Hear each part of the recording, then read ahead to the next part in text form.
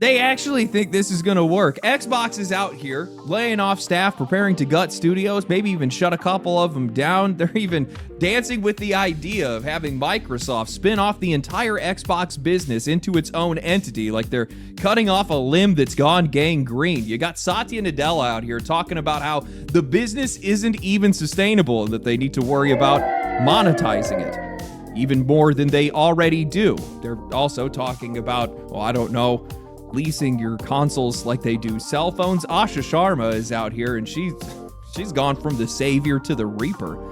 It's got a lot of people's heads spinning. I, for one, welcome it.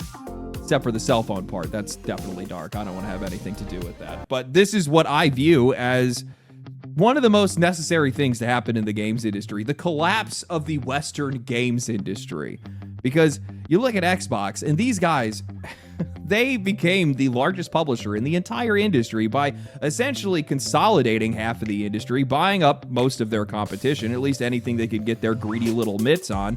And they gave these developers a false sense of security. Oh, you're just making these games for Game Pass. When in fact, I think these guys should have been out there in the industry fighting for their own life, competing in the blood sport of Darwinism that is the games industry today.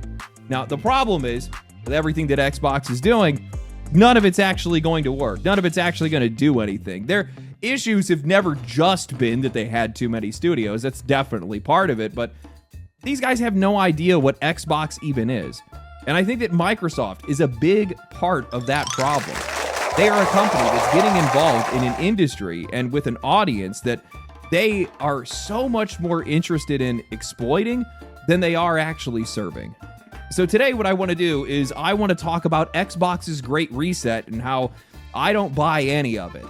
And how the more time that I spend looking at this company, it looks like they've just spent a decade trying to do everything other than just making games that people want to play. Man, games journalists really are surprised that some of these studios are shutting down.